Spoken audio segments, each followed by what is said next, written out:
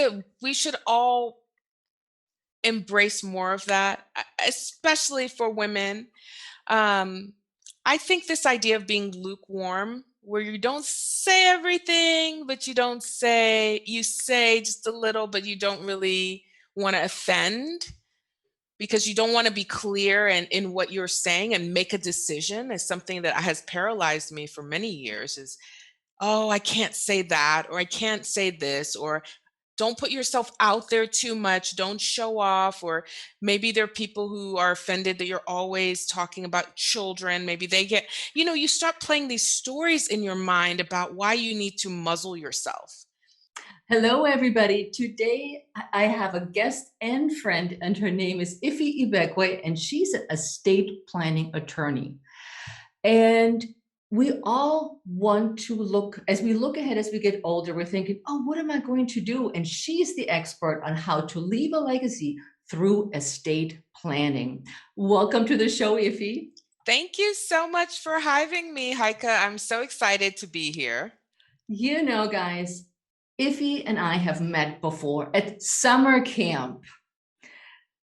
That's right. People are like, what? You went to summer camp? Well, not that far back, because I've only been here in the US for 30 years, but Iffy was a presenter at summer camp. Yes. And it was so nice to meet her and hear about talking about what we're talking about today. And so I'm so excited that she's here. I'm excited to be here. And I can't believe the summer camp was, what, a year ago It was when we during the met? yeah. Yes. At least a year ago, and it was so much fun, and I still love the t-shirt we all got. I still wear mine. I do too. So comfortable. And so I wanted to make sure that, we all have such busy lives and schedules, and Iffy, as an estate planning attorney, is busting her booty. And I saw a lot of her stories on Instagram, and I said, you gotta come on my show. Aww. And what I want you to tell us, Iffy, is where did you start? Introduce yourself to where you are now, wherever you want to start. Yeah, I was born on a Sunday at 10 p.m. No. Oh, great. No. You're like, no, not that far. Don't go in utero. I'll tell you, professionally, I'm a lawyer. I've been practicing law for 15 years. And for the first 11 years of my career, worked for large nonprofit organizations. I did education law, I did business law, contracts, that kind of thing. And along the way, I got married. I had 4 kids, 7 and under. And I also own my own practice where I have 4 employees. And so it's a very busy, rich life. We recently moved to Bentonville, Arkansas from Austin, Texas, where my business is still based, because we wanted to have more access to nature and to milder climate and gardening and space. Don't know if you've heard about Austin. It is too cool for us, and not cold, but too cool. Cool, I hear. Everybody wants to live there, so it was time for us to go. And so yeah, we moved to Bentonville, Arkansas. How long have you been there, Iffy? This is our 8th month in Bentonville. Oh, cool. That's very fun. That's very exciting. And I understand the need for more space and less cool people, but more down to earth and yes, enjoying life with the kids too. Yes, they aren't going downtown. They're not going to bars and to live music festivals. So why are we here paying these rates? Let's go somewhere that's family friendly in this phase of life. And that was that. I mean, honestly, that part is just having freedom to make decisions like that is very liberating. And something about COVID, just making everything so centered with being around your little set of people, made that a lot easier to make that decision, because my son wasn't going to school every day. He was on virtual school. And so we could move and go. And it was like this magic moment that we seized. Yeah, a lot of people have changed the way they're doing things. Some have quit jobs, others, like you, have moved. I am revamping my business, as we just talked earlier before the interview, and making changes to live a better, fuller life and not run around and go crazy. Yes, absolutely. But your business as an attorney is not a garden variety of estate planning. What type what do you do now? What is it that you're passionate about? Yes, you know, I'm really passionate about helping breadwinning women.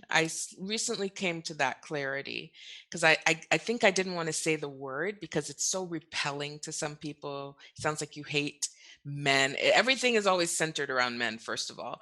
And so I kept thinking, who are these people that I want to serve? I want my practice not to be, we help people, when times get tough, you need a plan in place. I didn't want it to be something like that. I wanted to say I want to work with women. And then even more specifically, I want to work with a breadwinning woman, not necessarily that she is the highest earner in the family or the sole earner, but anyone who identifies it as such. And I want them to be able to make decisions for their bodies, for their property, for their children, for their businesses in an informed way. And that's what I do with how I do my law practice. It's more than, here are the forms you need. It really is, and here's why you're doing that. And historically, here's why you maybe haven't done it, but let's move forward because this is something that you make the decision for and nobody else can do it for you. And I love that I'm skilled enough to do that part with the legal, and show women the way that way. Oh, this is so important. I remember a couple of years back, we did our will and estate planning, and I had no clue how much work they got in all of this and all the stuff that's involved with this. And I was always like, I've been a single mom for so long. I don't have anything. I have a house and I have a car. And the kids, my kids who are 30 and 33, Hmm. they said, Mom, you got to do something, even if it's just the house, because when Dad died, my first husband, it was a mess and he was an attorney. And so It can be a mess, an expensive mess sometimes. expensive. That's what they said too. Now, let's pivot a little bit. You say about yourself that you're too much for many people. What does that mean? Oh, I think that we should all embrace more of that, especially for women.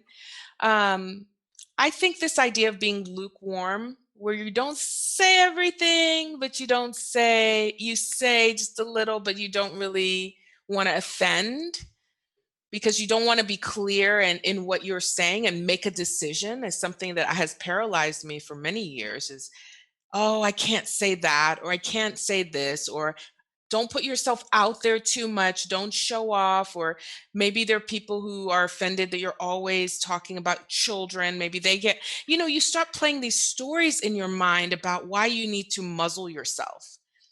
And consequently, I'm turning 40 this year, so I think it's a big marker in my life. I'm so excited because now I realize I'm not for everybody, just like everybody isn't for me. And that, I don't lose sleep over that at night. And so that's more of what I want to call out of people, especially women, is you're going to repel some people. That's okay. You're already repelling them, being meek and being, guarded. That, why not be your full self? Because you will get people who appreciate you, and there will be some that you don't jibe with you, and that's okay. It's actually okay. Nothing happens. So I say that just as a liberating, like, come and go at your own free will. This is not an airport. You don't have to announce your departure or your displeasure. So I think that's just come with age, though, for me, honestly, and stepping more into my own skin and being okay with it.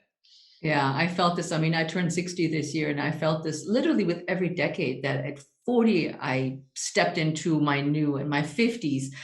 And now in my 60s, I'm looking around and I'm saying, nah, not doing that anymore. No, Hmm. I'm not going to put up with this anymore. And I'm, even after all these years, you still keep finding your voice. And like you said, repel some people, but you also draw the people in with your honesty and what you really are about. Right. And it I just love feels that. better. It feels like your fuller self.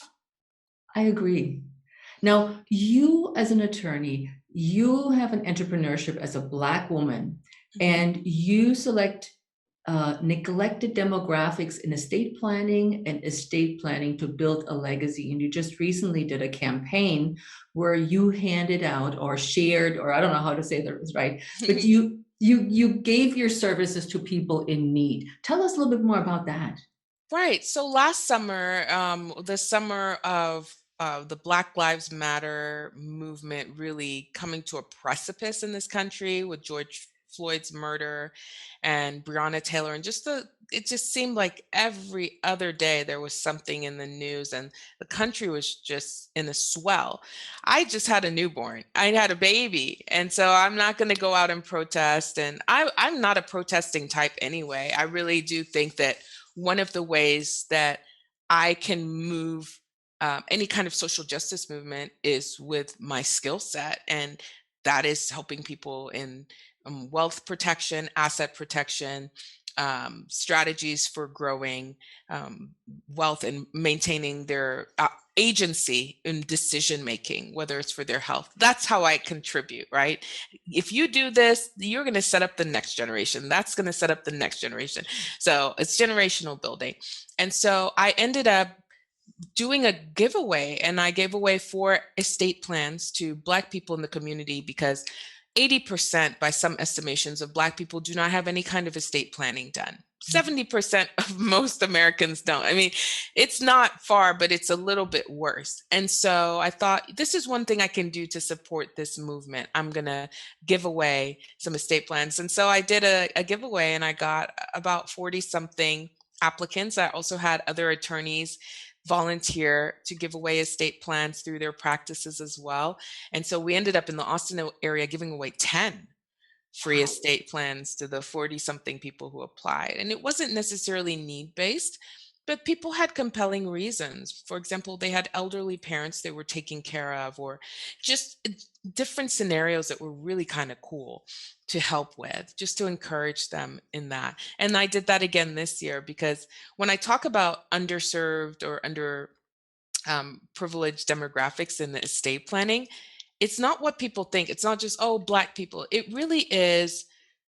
Usually it's just not white men who have money, because those are the people who are the clients for large firms, and they estate plan generationally. So then they do it for their kids and their kids and their kids. There's no real urgency in helping the larger population do this. And consequently, billions of dollars are lost each year to taxes and property having to be auctioned off, and fighting and lawyers' fees from conflicts, and trying to close down people's estates without instruction.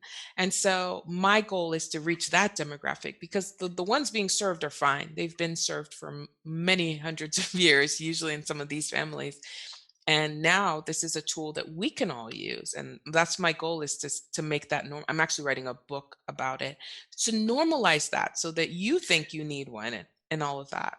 And you can have one. It's not that only Yes. the rich people can have one. Like I was thinking, who am I? Little Heike, I have one townhouse and a car that I own. It still would have been a huge mess if I would have just keeled over and died, because the kids were Yeah. like, well, you know, here's the legal. Now I know about some of the legal steps that I can remember of what would have happened. Yes. And once you, from my experience, once you start planning your estate, and it sounds so grandiose when you say estate. Well, I had a 3-bedroom townhouse as my Yes. estate. This is my estate. It's not as expensive as when we did it 2 years ago, because we had amassed on a second marriage, we had another house, and we had all the other Hmm. things. And so suddenly it was this whole binder I got with all Yes. the stuff in there. And I said, I wish I started earlier. Yeah. And we all have an estate, and we all have an estate plan. If you don't do anything, your state already has something called intestacy laws, which are how your property will be divided if you don't create your own guideline. And so you really do need an asset distribution document that's according to your wishes, so that you don't have to go by the state's wishes because you chose Mhm. not to do anything. It might not go to who you want it to go to. Good point. It was a good estate, and they're like, thank you very much. Now we got your Yes, house. Now we got your land. Goodbye. exactly. Yeah. Yeah. Now, Iffy, why did you become a lawyer? This is a great question. I never wanted to be a lawyer. I didn't grow up knowing lawyers in my family. In fact, my dad was a physician, And I grew up in the Middle East. I grew up in Dubai and in Saudi Arabia and Doha, Qatar. And my dad taught at medical schools in the Middle East before coming to teach in Houston at the University of Houston Medical Center. And all of his friends were doctors. So I just assumed I'd be a pediatrician or a neonatologist. And by the junior year of college, I hated everything about pre-med, chemistry, organic chemistry, genetics, physics. All the things you had to take were the most boring classes. And I remember 9/11 happened, and my brother came to visit me at the University of Texas, where I was a student. And he said, and I was just having a crisis of what am I going to do? And he said, "You love to argue. Why don't you become a judge?" I was like, "Oh, Oh, what is this? What does that it take is to be a adorable. judge?" And he said, that's all he said. I mean, he's just saying it, but based on my personality. And that's what triggered my realizing there was no prerequisite to become a lawyer and I could just take a test. And I took a test, got into a wonderful school, same school I was at the University of Texas in Austin. And the rest is history. I thought, oh well, okay, if I'm not going to become a doctor, my parents are both teachers. My dad's a doctor who teaches, my mom's a teacher. I'll do education law. I mean, this was not thought out. And that's what I did for the first, season of my career. It's just that. I worked for school districts, doing a lot of trainings for school leadership. And then I went in-house and started doing more business law stuff. And so it actually worked out pretty well, but I didn't have a plan. Considering I'm an estate planner, I did not have a plan for this. Now, when did that pivot? When did you say, okay, this is really where my passion is? I want to do that instead of. Yes. I hated this class in law school. I just thought it's for stuffy, rich, old people who have a lot of money. What does it mean for the regular person? And so it wasn't a class that I enjoyed or particularly did well in. And I ended up getting fired from my job of 10 years. And I They kept fired you? they You're fired so. me. What? I was a beloved attorney there. I do believe that people really enjoy me. In fact, a lot of them have become my clients as a estate planner. But I kept my children there at their on-site daycare, and one of the moms said, "Hey, I work with financial planners, and one of the lawyers that we work with is putting the wrong names on the wills at the signing. Do you do wills?" And I remember like clear as a bell thinking, I do now. Because if you can get referral business like that, I bet I could do that. And then that's what I started learning about it. And at first it was just, this is what you need, this is what you need, more of like a commodity. And then I really started getting into talking to people about their stories and what had led them to that point and what their goals are for their family and their fears and how we can use this system to address that. And the rest is history. I love that. It sounds like a spontaneous moment. You're like, yep, this is what's Yes. happening. I like this. Let's go. Yes, because I wanted to leave the law. I felt so humiliated about how my exit was going, and I've never been fired in my life, and honestly, it felt like a personal failing. Even though I know lots of people who've been fired, and I never think, "Oh, yes, you failed." But when it's you, you're like, "Oh, I understand for you, but for me, no." And so I was going to leave the practice of law. And so this came in as a life jacket to rescue me. And I took the bait and I loved it. That's amazing. That's amazing. I love that story. Would you want to share why you got fired? I have a I have a severance agreement. I'm not Okay, even sure I no, should be no, sharing that I okay. should get fired, but I signed off that I wouldn't. Okay, well, that's all right. we're moving on to the next chapter, and that means what does an estate planning attorney actually do for you? For if I say, if I need this done, what do you do for people, and how did you? And the same thing, how do you get started? If I come to you and I say, I got my little estate of townhouse and a car, Mhm. what now? And what do you do? Well, I'll start by saying every single state has different laws, right? So Huh? you first need to go to a lawyer in your state. I'm licensed in Texas, soon to be Arkansas. But the first thing you do is you find a lawyer and book a consultation and sit down and talk about what your goals are, right? You want to talk about whether you'd be a good fit.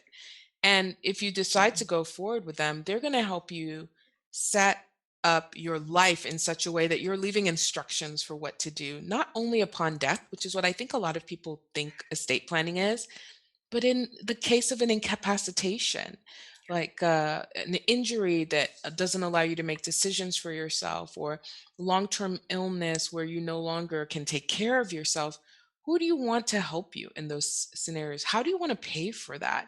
How do you align it with long term care insurance if you've purchased that, or disability insurance?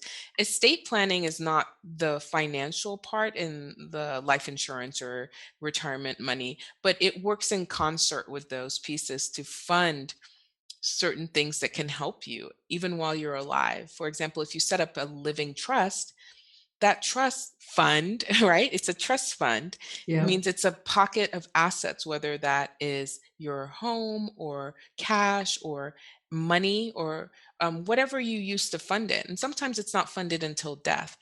An estate planning attorney helps talk you through why you might want to look into something about like that and how it can benefit you while you're alive, and then your loved ones, children's charities, causes when you pass away.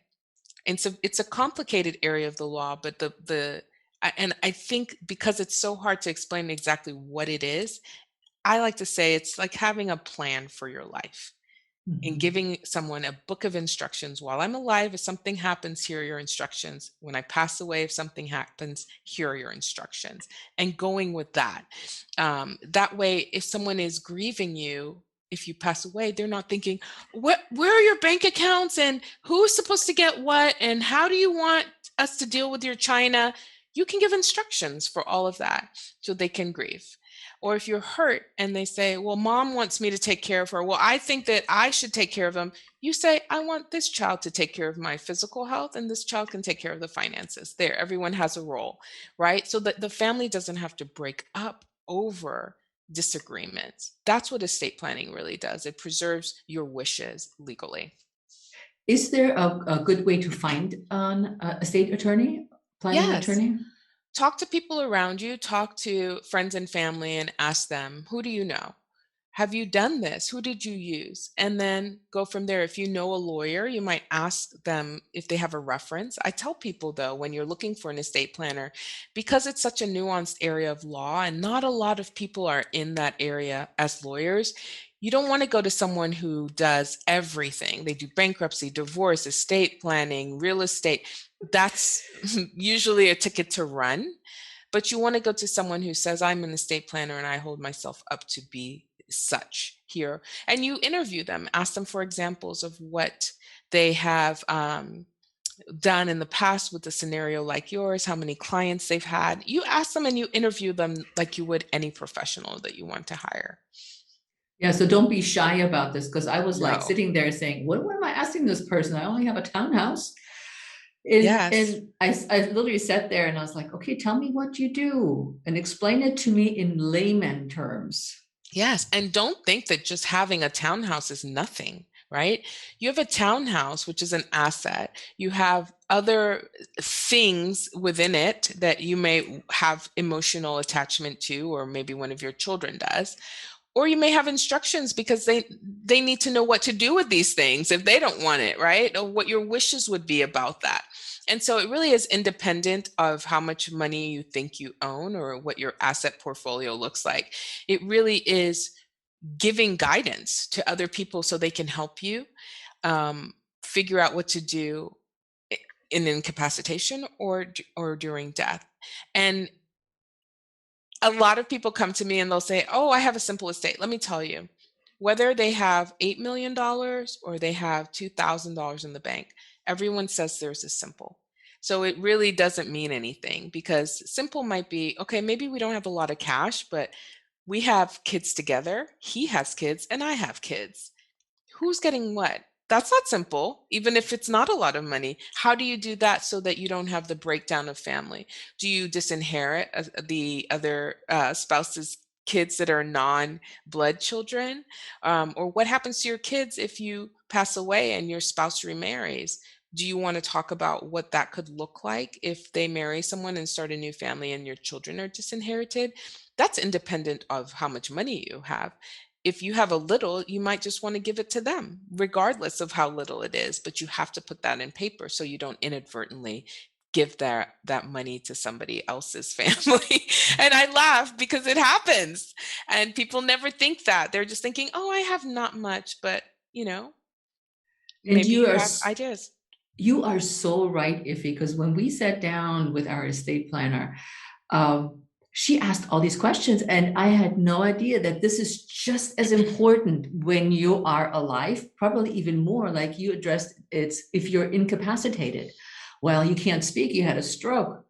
Who's the person that's going to be your advocate? Who's the person who calls the medical shots? Who's the person that takes care of your estate and maybe pays you a monthly fee? There was so much in there that I never thought about. Right, absolutely.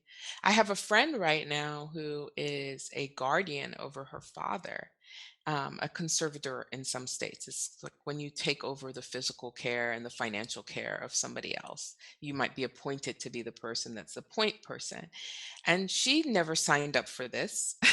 In fact, because her parents were going through divorce, her mother was actually supposed to be the representative. But now that they're in a divorce proceeding, they had to go to court, have another person appointed to be his guardian because they're divorcing, and he's not capable of taking care of himself. And she gets all his mail and all his bills from his business, had to find new service providers for all his clients after he had a stroke.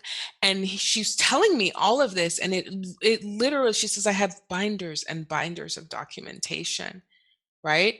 It can become a whole other job for people. So why not make it as easy as possible? For first finding somebody who wants to do that, so it's not foisted on somebody else, by just doing your paperwork and having the conversation with them, and maybe even leaving them some money to do that for you. It's a lot of work when there aren't instructions. It's a lot of work when there are instructions. So But once you, like you said, I find now when we had a question just recently, and my husband said, "Go look at not the invoice, where it's lined out, where you find stuff in your binder." uh-huh. So go to section 5, 2.2, and then you open your book, and then you go through, and in section 5.5, 2.2, oh, that's what we need to do right now. Yeah. I mean, even though there's a lot of complicated stuff in there, I found that once we did that, my kids were like, Mom, you saving us so much heartache, so much money, so much trouble and stress by being clear about this. But they also Yes. were clear about, we don't want your old dishes. Yes. Sometimes they don't want your old dish rags either. Nobody wants your pots and pans sometimes. And that's okay. Tell them what to do with it. Liquidate it. Give it to Aunt Sarah. She loves, crock pots. There So you go. you I can be as love it. specific as you want to. And that's what the whole process is. I just love that as someone who loves planning and using my planner. I'm a big goal setter and I love to make goals. If that's something that really appeals to you and you haven't done estate planning, I think you might actually enjoy it. But the other thing I want to say is sometimes the reasons that people choose not to, besides the not knowing the cost, not being clear about what exactly it is and how the process might work with a particular lawyer, how long it will take, do you have to gather all this documents? There's also a trauma response when you've lost a parent or a loved one and gone through having to close down their estate. It's very unpleasant to think, I want to dive into that. Some people immediately get their estate planning done, and then some really do repel from it. And so if you're one of the ones who is just really repelled by the process, acknowledge that it's okay, and that there are people who can work with you through that, so that you don't have to take on the entire process by yourself. Yeah, because I've heard from clients that whose parents died, or a brother of one of my clients, they were literally frozen. They were so traumatized. They just didn't know what to do at all. Yeah, it's So awful. now Yeah. you mentioned a little bit of you mentioned that you are a planner. Uh-huh. Obviously, you have 4 kids and you definitely have your hands full. You have a business, you have a husband. So how do you create time through in your day to get everything done? Well, I don't get everything done. I have an ongoing list. If I showed it to you, it started probably at the end of 2020. There are all these things that I want to do that I have to prioritize, right? What I need to do for today. One of the ways I do it is I block schedule. I take Mondays off. I don't work on Mondays, but my kids are all at school or at summer camp in summer on Monday. So it's a great day to just take a slower pace, explore my new town, stay in the garden, read a book, get some chores done around the house, whatever, take a nap. And then during my week, I definitely block schedule things on my calendar. I don't speak to clients every day. I've now stopped attending all meetings because I don't need to. As my team grows, I start seeing opportunities to let other people grow in their skill set without micromanaging. And that's freed up time to work on the business with respect to even doing podcast interviews. I had a goal to do 20 this year. I think I'm almost at 40. Wow. And just I my one of my gifts is speaking and in educating, and I really enjoy that. And so it frees me up to do things that are my best and highest uses of my time.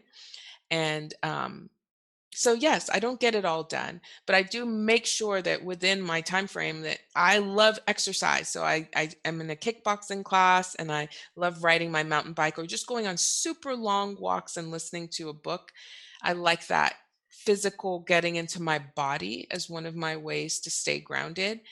And I just prioritize that doggedly, you know? I just saw a picture of your mountain biking group on Instagram. I was like, Yes. wait a minute, let me look at this. Yes, I'm part of the Women of Oz in Northwest Arkansas, and it's a huge mountain biking community here. And we get out there and we get on the trails. And I wish I could mount a camera because it just seemed like we were posing in the grass. I said, I need to film when we're in the woods going through the trails and all the berms and all the shredding. It's so much fun and it's very high adrenaline, and you have to be focused. So you can't be distracted. It's just one of those activities you don't want to fall. So you can't have your mind distracted by other things. It's amazing.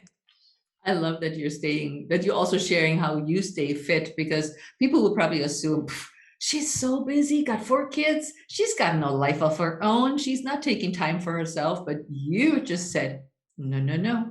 Always. I think it's a great way to model, especially I have 3 daughters. I want to model what it's like not to lose yourself in motherhood.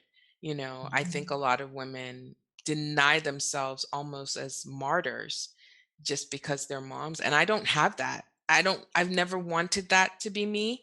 And I still feel like a full person with a life, even apart from my children and my husband and interests that they may not have. And I love going to museums and I love to immerse myself in art and nature and be outside. And so anywhere I can, I do that. And thankfully my town allows me to do that. It's free, you know, it really is for free. I mean, you have to buy a bike or you have to, if you want to get into certain parts of the museum, buy a membership, but it's nothing that isn't worth it to me. So Mhm. that's what I like to do. This is very important for our listeners, or for my listeners to hear, that we are not stuck in a role that somebody gives us, or that we inherit, or that is just part of what's always been a mother.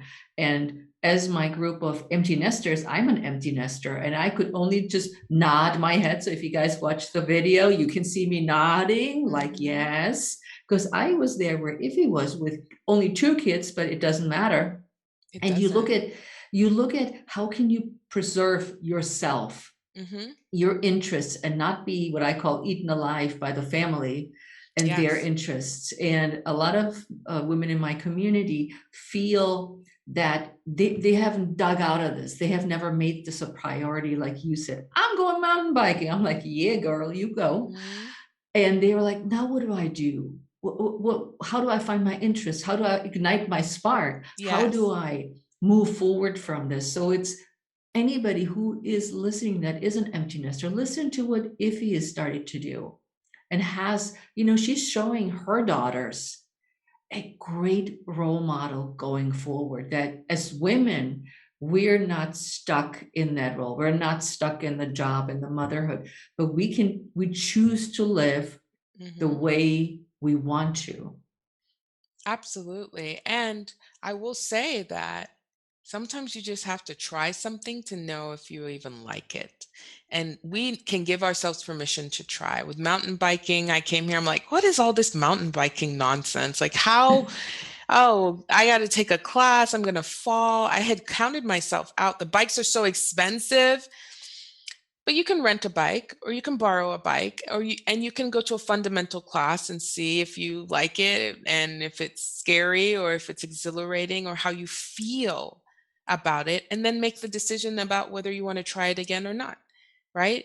Same thing. Absolutely. I really am also a big fan of for those of you who might feel a creative rut, like going to museums to me is a really great way of unlocking possibilities in your mind.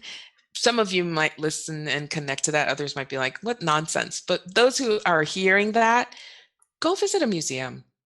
I mean, honestly, it can spark so much creativity, especially when you read the blurbs about the art and how it was created or what the artist intended and sit in those spaces.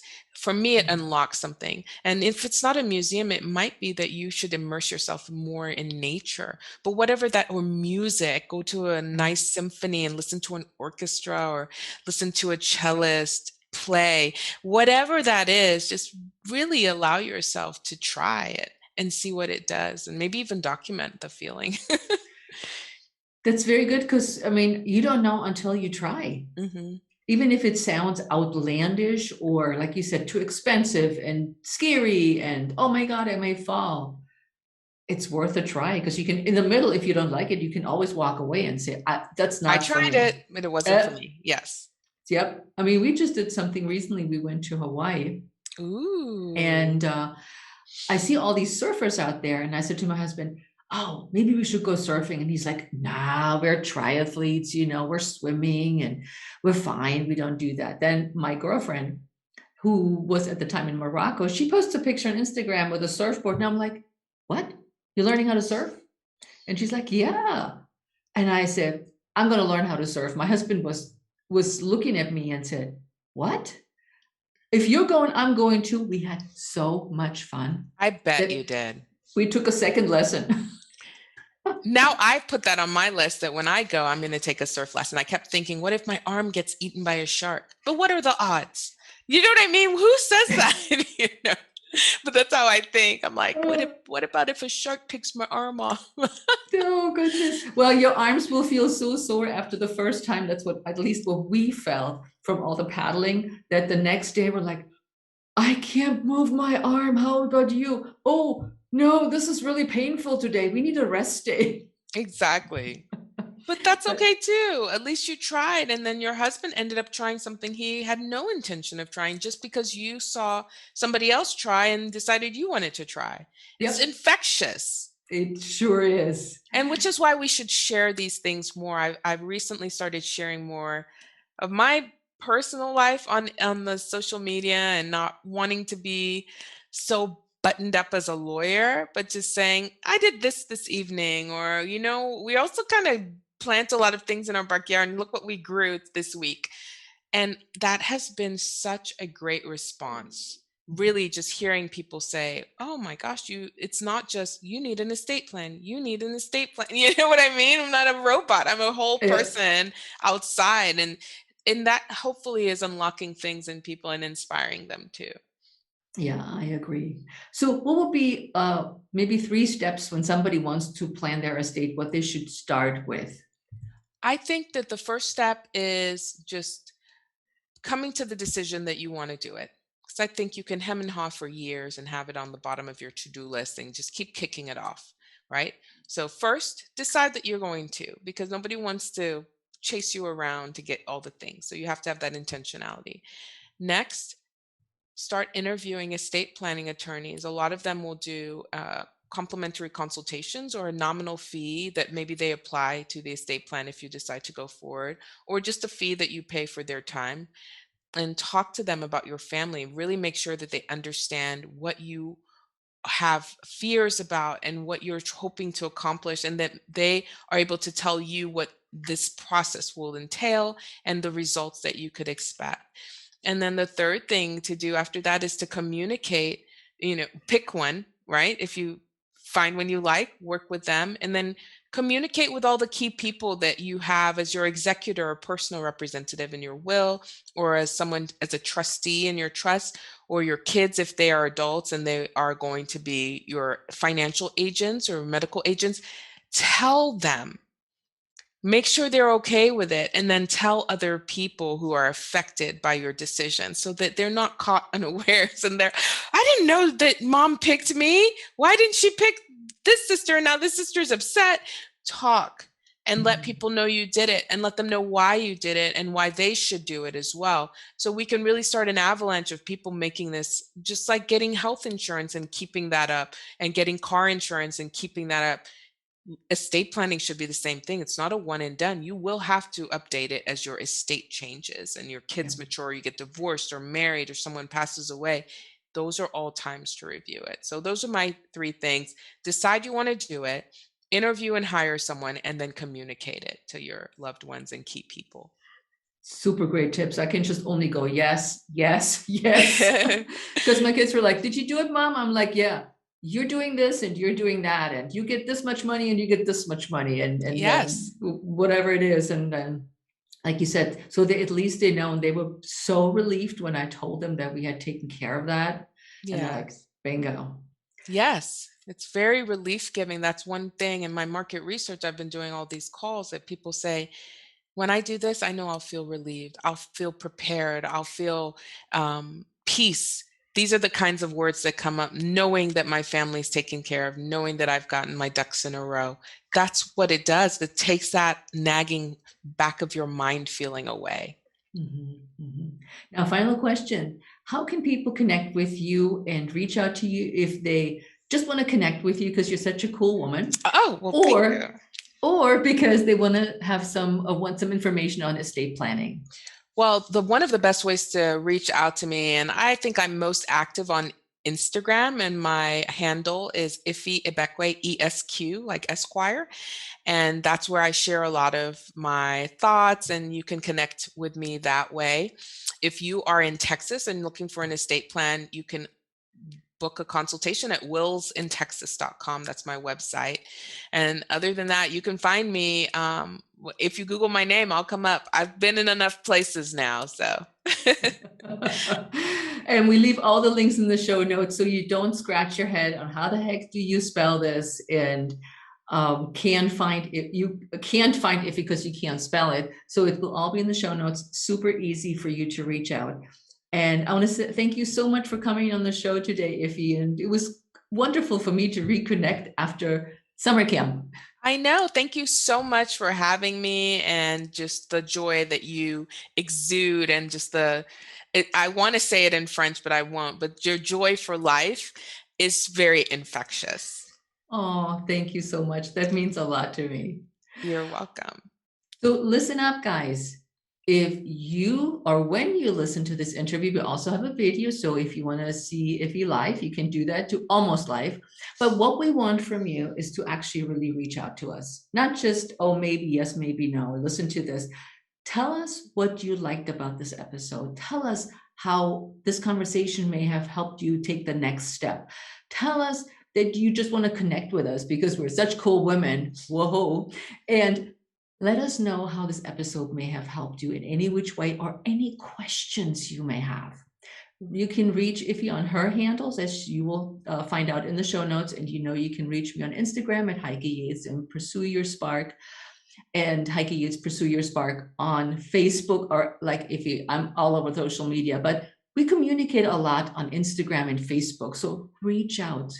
And with that, my friends, have the most wonderful day, and I'll see you next time on the Pursue Your Spark podcast. Ciao.